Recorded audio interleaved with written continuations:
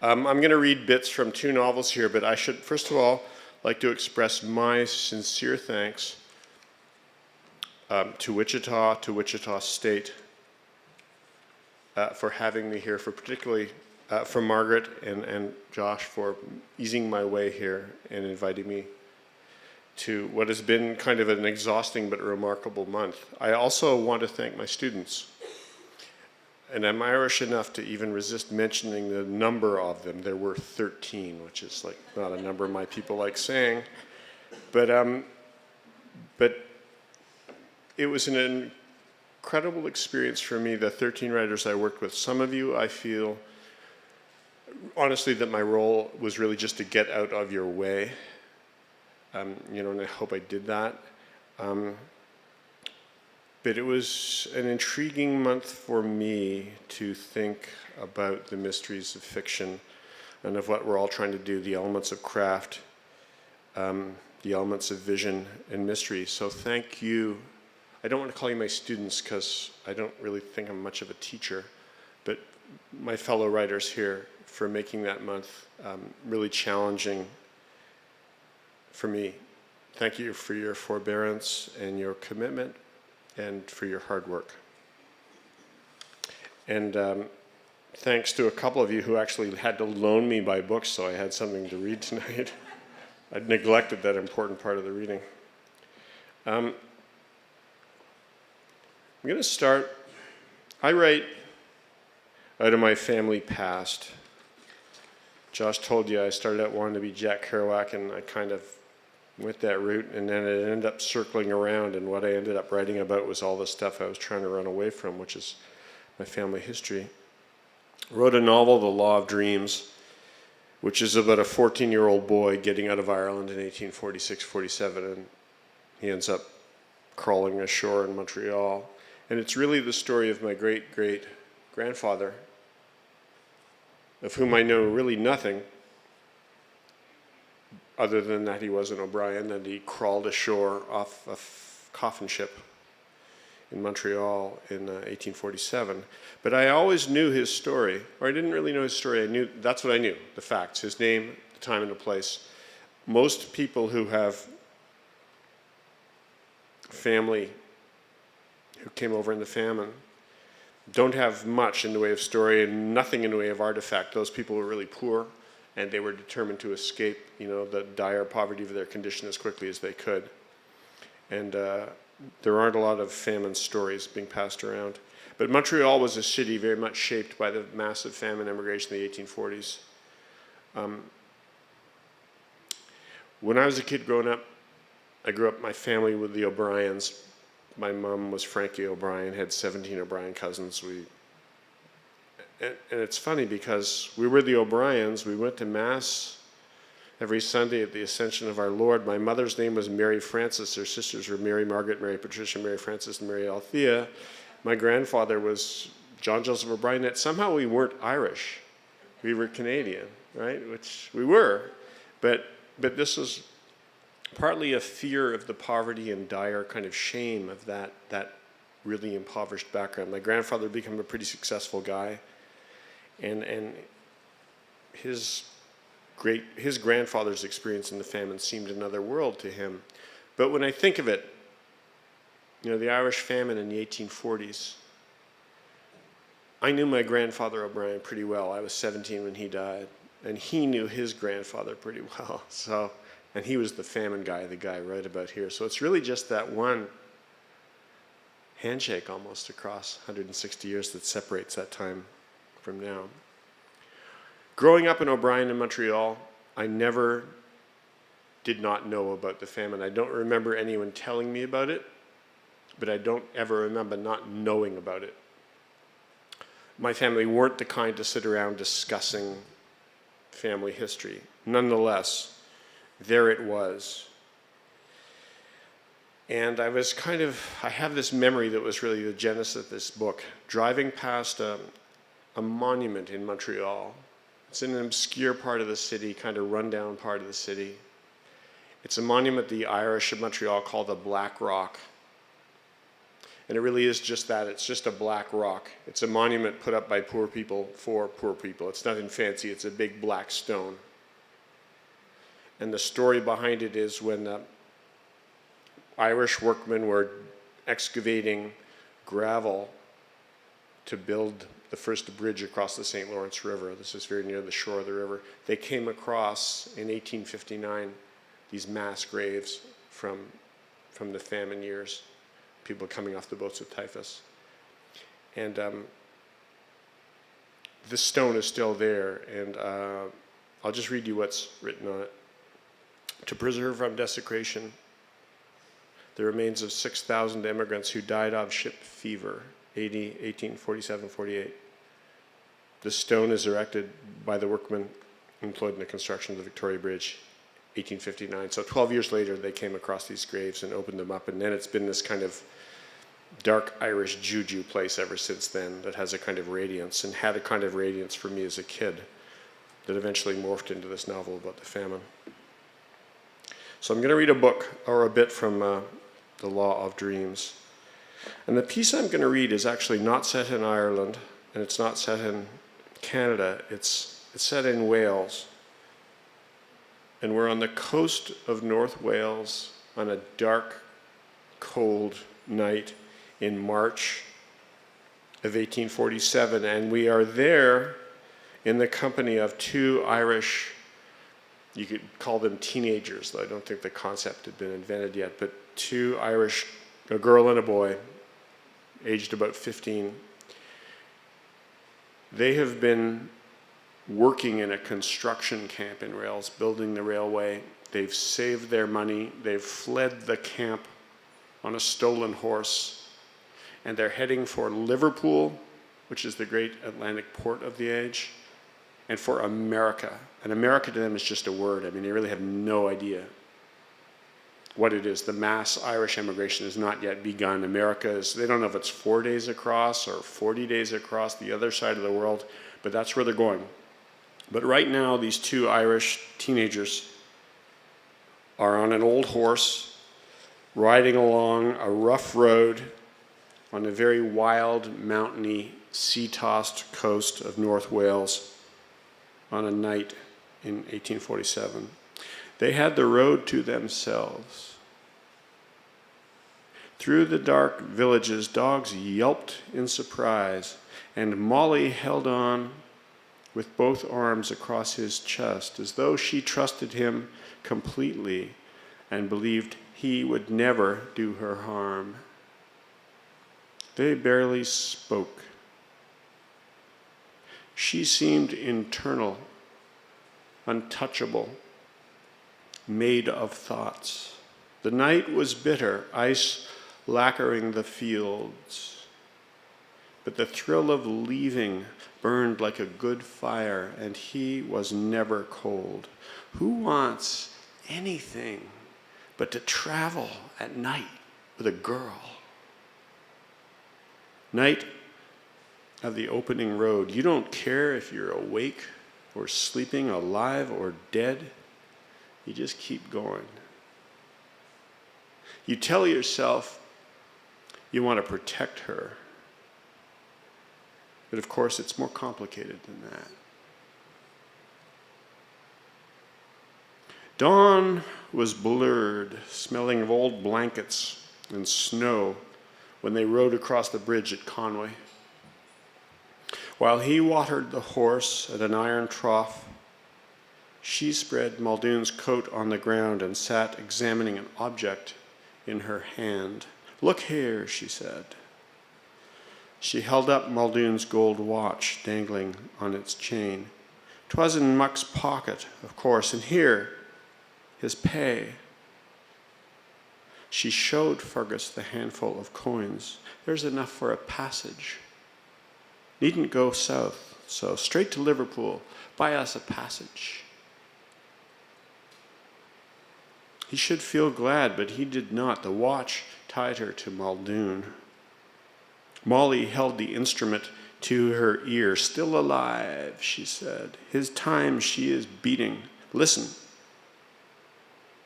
She pressed the watch to Fergus's ear, and he heard the small, dry noise. We shall let her run down, and that marks the finish of Muldoon, she said. When she has good and stopped, I'll wind her up again. She fixed the watch chain round her neck. Poor old Muck, she said. He was good for something at last. Dawn was filling in. Fergus could see a rocky headland and the plate of sea. On the other side of the road, beyond the fields, heavy mountains caught the light. In America, she said, there's wood so thick, Fergus, they call it the Nightland. Why? So heavy it is, she said, you can't see light. It's good browse for cattle. They have their cabins there? No cabins in America, she said. They all own farms. She lit her pipe, took a few puffs, passed it to him. She lay on her side, wrapped in her cloak, facing away from him. I'll own cattle, she said. He touched her hair. If she felt his touch, she didn't respond. He could hear that watch beating regular verse of the hard new world. He wanted to put their new relationship into words, but didn't know the words. Taking off his coat, he lay beside her, pulling the coat over them both. Molly muttered and wriggled closer for warmth, kerning her hips into his. God, he was so near. He lay absorbing her heat, watchful and hungry, listening to her breathe.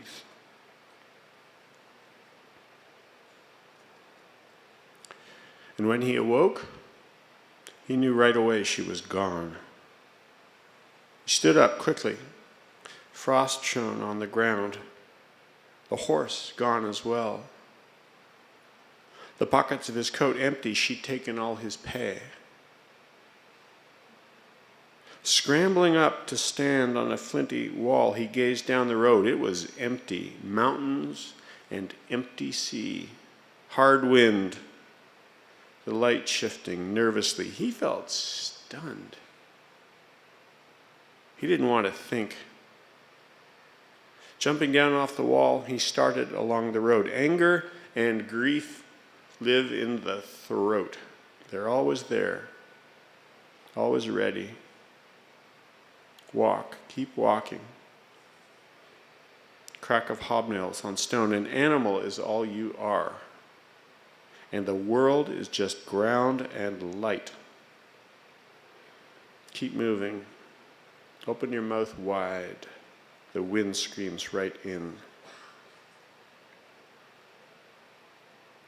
The sun warmed the road, and he stopped to drink at a stream. He wondered if she'd watered the horse. Probably not. She'd be pushing too hard, going fast, breaking him down. Fergus smelled brine. The wind was whipping the sea, flecked with whitecaps. The cold water he had drunk burned into his chest, and he felt it like a cut in his belly. He started coughing, couldn't stop. He bent over, longing to spit his life on the road while the coughs racked him, but then it passed. Then he wiped his eyes and kept walking. An hour later, he came to a long sheltered stretch where the road had turned away from the sea and cut through a soft green valley with meadow on each side dotted with sheep. He saw the blue horse up ahead, eating grass under a hedge. The horse was lame, hobbling. No sign of her. The horse wanted to shy away, but he managed to catch hold of the bridle. Raising the blue's right leg, he saw the lameness was only a shoe knocked loose by the hard surface of the road. All the nails but one were still in place. Using a stone for a hammer, he drove them in. It wasn't perfect, but would hold a few more miles. He threw himself aboard and started down the road. The horse was tired, needing rest, water, feed. And after a couple of miles, he caught sight of her up ahead, a lone figure walking the road. He kicked his heels until the blue horse broke into a tired canter. She heard them coming and turned around, shielding her eyes from the sun.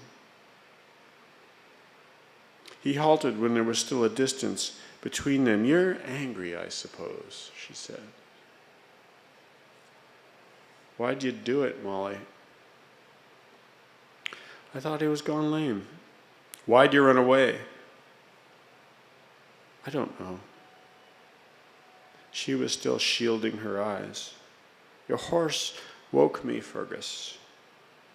Stood over me, he did, but quiet and easy. Before I knew it, I was up on his back, and then I was looking at you, man, thinking sure you'd open your eyes, only you didn't. You stole my pay. It all just happened, Fergus, I swear. It never was a plan." She held out the coins wrapped in a handkerchief. "Here's our stake, man. Nothing I've spent. Only a shilling for some eggs and tea and jam. Give me my money." That she could have left him so easily, so lightly, shocked him. Approaching the horse, she held up the bundle of coins. "Mine," he said. "I only want what's mine. You keep mucks. You go hang with mucks. Give me mine. Count it out and give it over." "Man, I don't wish to hear your rattle," he said. "Fergus, it was only to be alone a while. Count me out mine," he said. Even in the seethe of anger, he understood why she had fled. It stung him. But why wouldn't she? She'd been banged about by hard men, and hard she was. Molly stroked the horse's neck. "I had my thoughts to order, man. You know how it is. But I was thinking on you while I were walking, Fergus, thinking on you quite sore." "Count me out mine," he said, "and clear away." "Don't get all harsh, man. You'd only hurt yourself as well as me." She touched his leg with her knuckle. "Get out of the road." He began to cry. "You're such a boy now," she said softly. "Clear away. We're strong together, man. You know we are. And I was going to stop and wait for you. I would have, sure." She tugged his trouser leg. "Come, Fergus. Give me a lift. We're stone partners. You know it." A flock of guillemots were circling and howling over the shore. He did know it. They were stone partners. Each had tasted the world and tried to spit out the taste and couldn't. "I was going to sit down and wait for you, man. As soon as it got a little warmer, I knew you'd be along," she said. She touched his leg again. "Come, Fergus. Give me a lift. We need each other." She was dark as him. She was rough. They knew the same hard things. Astride, leaning over, he held out his arm. She seized it to drag herself aboard, kicking and struggling to get a leg over. Astride the horse, laughing, she wrapped her arms around his waist. "Oh man," she said, "I like it up here." Gently he kicked, and the weary horse resumed walking. So that's that little piece. I'm going to read one other tiny piece from this book. And this is just the beginning of this epic migration. The way the Irish get to America in the 1840s is they typically go to Liverpool. And they typically get on boats going to Canada because the boats going to Canada have come over loaded with lumber from the Canadian forests, and they have nothing to carry back. There's no westward trade. So the masters of these ships load their boats up with Irish immigrants, 3 pounds a head. And there's no thought or planning or preparation given. They just kind of pack these people aboard. It's the last moment of kind of the ancient world. They pack these people aboard and they take off. and it could be a 30 or 40-day crossing. No one's really thought about food, sanitation, anything like that at all. 20 years from now, there'll be steam packets on scheduled sailings. It'll be the modern world. But in 1847, it's still not. And these are the ships that become the coffin ships, the people traveling in such horrid conditions. They're basically the boat people of the 1840s, and they share their story is being written these days, like in Tunisia and those boats that you read about arriving in Italy, with 120 people packed aboard, or 40 Chinese jammed into a steel container that ends up in Long Beach, California. The same thing goes on. Poor people move under desperate conditions. But anyway, this little paragraph here is just in the port of Liverpool. They've gotten aboard a ship called Laramie, a 3-masted bark. They're going to America. They're going to Quebec. They have no idea what's going to happen. They don't know if it's 2 days, 20 days, a year. All they know is they're on this boat and they're leaving. And so they're pulling out of this vast modern harbor, which is Liverpool in the 1840s. The breeze smelled of salt and kelp. The ship ahead of Laramie dropped her tow line and filled her sails, clouds of pale canvas blooming as she started to roll. Em lang me ma shame, he thought. The ship I am. A little boat was maneuvering alongside. One of the boatmen tossed a line caught by a sailor, and the orange seller girls began going over the side on a rope ladder, dropping neatly into the boat. He watched the shipping clerk swing down to take his place, and the little boat fell off, raising a red triangle of sail and making for the Birkenhead shore. Goodbye, old England, you fucker, Molly said. Goodbye, iron men, hard roads, bad sleep, sickness. He looked at her profile, small nose, strong chin. She was gall. She was bold. Her warm skin he loved, her scent, her clear, tough directness of thought. She was passion for staying alive. Goodbye, old Kelly, he heard her say. Goodbye, you heartless fucking Muldoon. Laramie's yards were braced. The sails filled with a cracking sound, and the ship began to surge. The tow line was cast away, and passengers began cheering wildly as the tug fell off. Laramie began to roll, and the cheering turned to terrified screaming as the world dipped. He heard Molly whoop for joy, cutting loose the old, the everything. The country of the waves now, green and wild. So that's my great-great-granddaddy O'Brien starting his totally obscure career as an immigrant.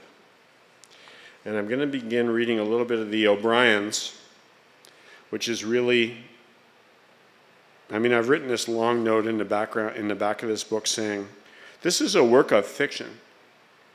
Characters inspired by real people, what fictional characters are not, soon asserted themselves and began feeling, thinking, and acting in ways that had nothing to do with anyone's family history or genealogy. My O'Briens live in the world of this novel, nowhere else. I had to write that for my cousins. It's kind of a lie, because there's a lot of the O'Briens in here. But we left Fergus, leaving Liverpool with this girl, Molly, and heading across the Western Ocean, as the Irish call it, the Atlantic, for America in 1847. And I'm going to begin this book, The O'Briens, which is about his grandson and my grandfather, who grows up a poor boy in what we call the bush in Canada, which is the wild, rugged outback. Grows up a real poor boy and becomes kind of a powerful magnate in his way.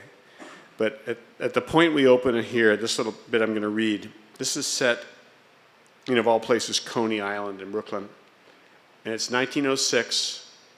My character, whose name is Joe O'Brien, is 19 years old. He's an orphan. He's the oldest in a family of 6. He takes care of all his siblings. At 19, he has just arranged for their educations and settlements with various colonies of nuns and priests. One's going to a seminary, one's going to a convent. They're all being taken care of. And he is setting off on a career in the West. He doesn't quite know what that career is going to be, but he's already been running a lumber camp at the age of 16 and 17. He's used to running big gangs of men doing construction projects. He's a very tough guy. He figures out West there's going to be more opportunity. Maybe he's going to build a railway. He's only 19 now. And he's dropped off his brother at Fordham College in New York to be educated by the Jesuits. He's never been in New York before. They've just come in there. He's never seen the ocean before. He's knocked out by all this. He's dropped off his brother, and he's supposed to catch a train that'll take him to the West, into his future. But he's on the point of, he's standing on a pier on 10th Street, New York, Lower Manhattan, where he's supposed to get a ferry across to the Penn Central Terminal in New Jersey, where he's supposed to get on a train for Chicago and his future. And at the last moment, he just can't do it. He's scared, of this unknown future and of this setting off alone. And at the last moment, instead of jumping onto that Penn Central boat to take him to the train station, there's another little steamer there leaving from the 10th Street Pier, and it's an excursion steamer that goes out to Coney Island, this beach resort in Brooklyn. And he jumps on that instead. So we're opening here in 1906, a young guy wearing a new hat he's just bought, carrying one suitcase and a stiff collar, looking like a rube, standing on the 10th Street Pier, the Hudson River, and wondering about his life. No one was waiting for him across the river. No one in Chicago, Minneapolis, Winnipeg, nor Calgary. Once he reached the West, he would have to start becoming someone, to build something out of nothing. Out of Pontiac County, the backbone of hardship, the memory of rough hands tying bootlaces. These things were all that held him together now. He wanted to be alone with himself, to block out the world for a few days. He'd come out stronger. He knew he would. Picking up his grip, he hurried down the steep ramp and boarded the little paddle wheeler. After paying the 50-cent fare, he went forward to stand in her bow. A moment later, her lines were thrown, and she backed off the wharf and began slipping downriver, past the black butts of wrecked piers. The air was active, like steam gushing from a kettle. Joe watched flights of black ducks streaking over the surface of New York Bay as the little steamer slipped below the palisade of gray buildings that punched into Manhattan's sky like curled fists. Now no one knew him in the world, and he was frightened and excited by his freedom. On Coney Island, he took a room at O'Connor's Hotel, $4 a day, breakfast included, dinners extra. In flaring sunlight, he walked to the beach wearing his straw boater, carrying his shoes. Men and girls in bathing costumes hurtled into chilly waves. He bought a suit of bathing flannels, black wool. At a saloon on Surf Avenue, he ate oysters, drank 2 cold mugs of Milwaukee beer, and thought of the girls whose fathers owned shops in Shawville or were professional men, girls he had never spoken to and never would see again. He felt like a person without a name. It wasn't such a bad feeling. Standing at the mahogany bar, foot on a brass rail, he bought a bottle of whiskey without knowing exactly why and slipped it into his coat pocket. He had never liked the smell of whiskey.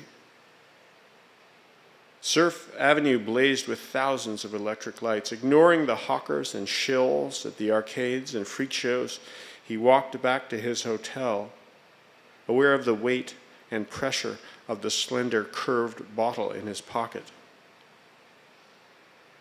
He left his window open and the sheer curtains fluttered in the night breeze. Taking a notepad and pencil from a small leather secretary case, he drew up a chair and sat down. He could see the iron pier and the black ocean beyond. Uncapping the whiskey, he took a swallow. The taste was bitter, but satisfying in a violent way. He made himself take another drink. Then he opened up the pad on his knee and started writing down the names of his ancestors. He didn't know many. Then the names of his parents and his brothers and sisters' names and their birth dates. At last he wrote down his own name, and on the next line, wife. Then sons. Then daughters.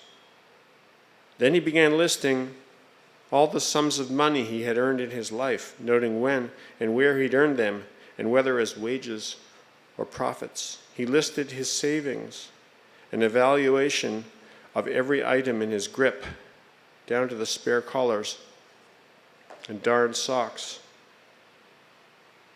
The room was a place out of time. Everything had paused, and he felt himself within himself, existing without struggle. He kept picking up the slim bottle and taking short, sharp swallows. And before he could finish adding up his columns, he had fallen asleep. He woke in the morning to a window painted white with glare he couldn't face. He had to turn away. He put on the bathing flannels and his coat over them, along with hat and shoes. The mechanical elevator carried him silently down to the lobby, and he marched across the broad veranda and down a flight of wooden steps onto the beach. Slipping off his coat, he folded it neatly, placed it on top of his shoes, and walked down to confront the surf. Wading out, he felt the cold biting at his feet, ankles, and calves. If ever he could cut loose the past, this, he thought, was where it could be done. Floating on his back in a rolling calm in the cold ocean, he really didn't feel much of anything. Just the salt and the moon and the ocean swell and a kind of exhilaration flickering. A small flame inside the curious heat of himself. Each day on Coney Island began with Joe throwing himself into the ocean and ended with him sitting by the window in his hotel room with the iron pier and the dark sea before him and the whiskey. During the day, he plunged into waves and trudged up and down the beaches, staring out to sea. His skin darkened and his teeth and eyes glowed. Whenever he thought of the challenges and risks facing him, he felt daunted and afraid to start. The seashore and the hotel room. At certain moments, he told himself, these might be all and everything he wanted from the world. He didn't really believe that, and most of the time was perfectly aware they never could be, not for him, who wanted so much more, a wife and children, money and power in the world. But still, every day, every night, some shard of instinct, some whispering inner voice was inclined to stay out there forever, to hide, to freeze, to go no further, to be content with the sea, the room, and silence. He spoke to no one except waiters serving meals and barmen selling whiskey. At the end of the week, a mass of cold rain struck the shore. And with the change of light and atmosphere, he felt fresh resolve. Carrying the empty whiskey bottles in a sack, he settled his hotel bill, dumped the sack in a trash barrel on Surf Avenue, caught the steamer back to 10th Street, and rode the Penn Central Ferry across to Hoboken, where he boarded a train for Chicago and the West.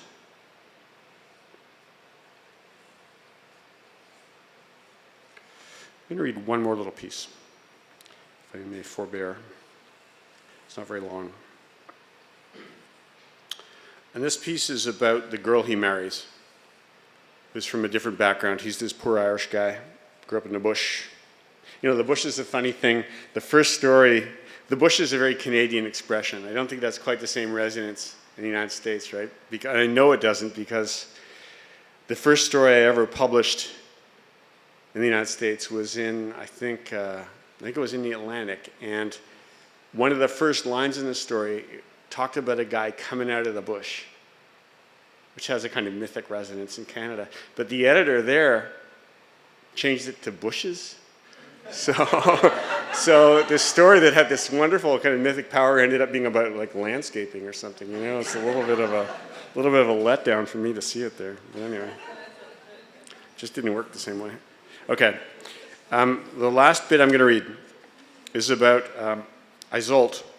This book is really the story of a marriage, and it's the marriage between this kind of dark earth force guy and this civilized young woman.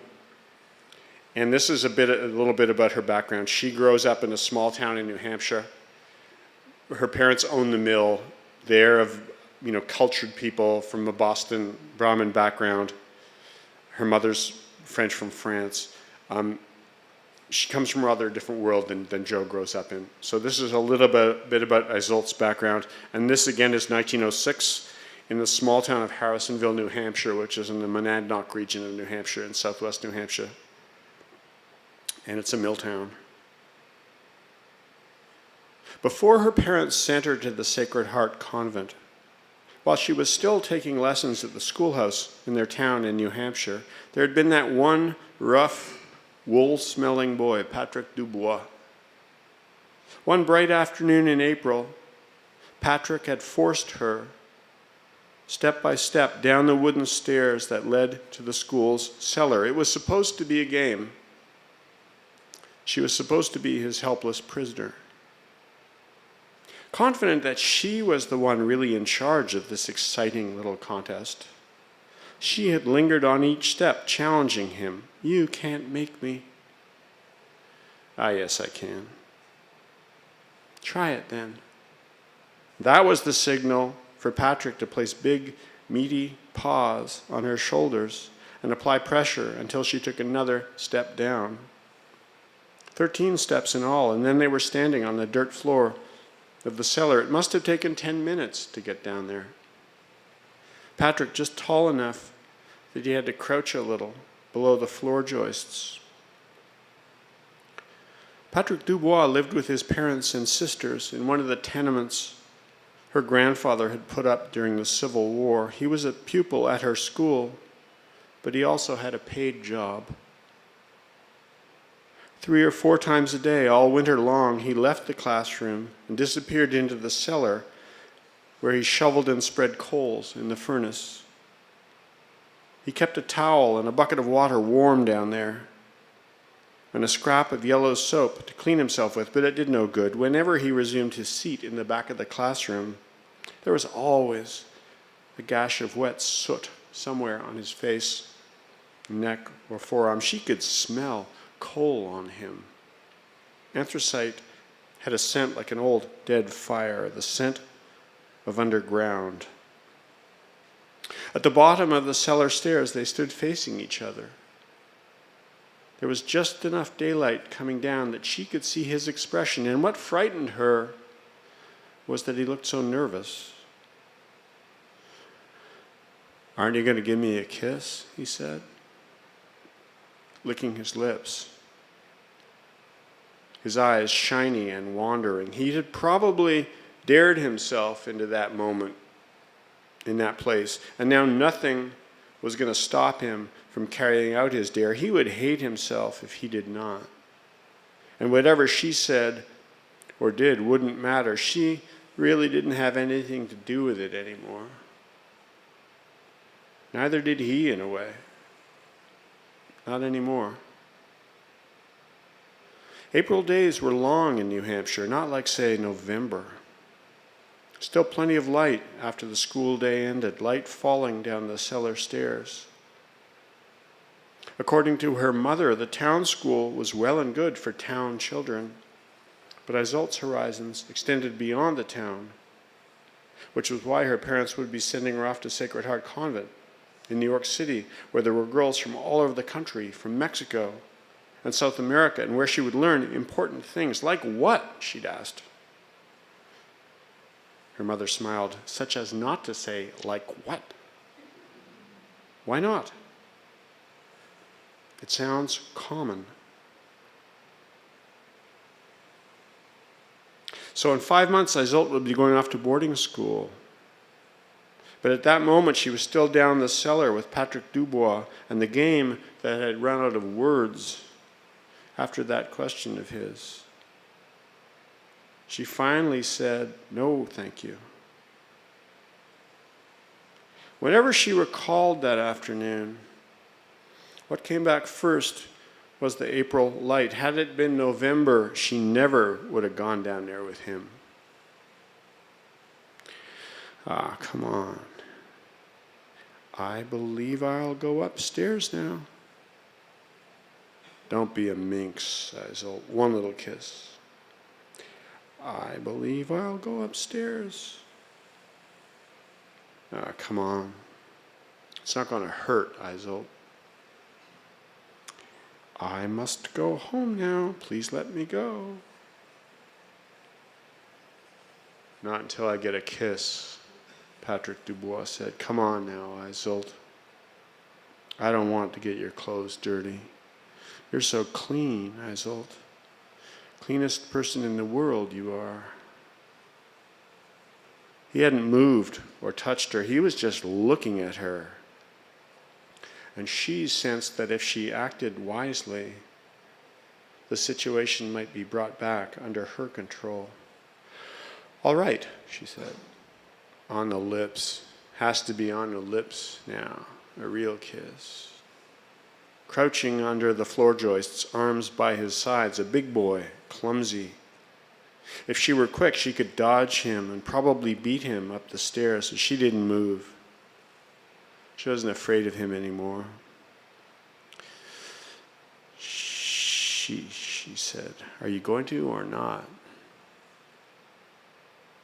She took a step closer and, standing on the tips of her toes, brushed his lips very quickly with her own. There. She stepped back. Now you're going to tell everyone I kissed you. You're going to say it was my idea, aren't you? His lips were rough and dry, tasting of carriage drives on dusty roads. He shook his head. I won't, Isolde. Promise, she said. I promise I won't. If you don't tell anyone, she said, maybe we'll come down here again sometime. She left him standing at the schoolhouse door, a broom in his hands, while she went out into the lucid light. Sweeping up was another of his duties, also washing blackboards, straightening desks, locking up. How much did the town pay him for all those chores? $20 a year? His father would have kept all the money. Silver bare trees lined her walk home. How often after that had she gone down the cellar with Patrick Dubois? She never let him put his arms around her or touch her, but their kisses ripened. She learned the taste of his mouth and tongue, and she wrapped her arms around his powerful neck, folded her knees, and felt his erections scuffle through their clothes as she lifted her feet off the ground so that he was taking her weight on his neck and shoulders, so that she was hanging from him, he the trunk, she the branch. Everyone who had ever been close to her had tried to insist on their right to control her. She knew her own body only slightly. The sexual feeling was like turning her face to the sun. Another person could seem as clear as a glass of water, but water was still a mystery, wasn't it? Springing from the depths as it did, drenching from the sky. And that's that. Thank you very much.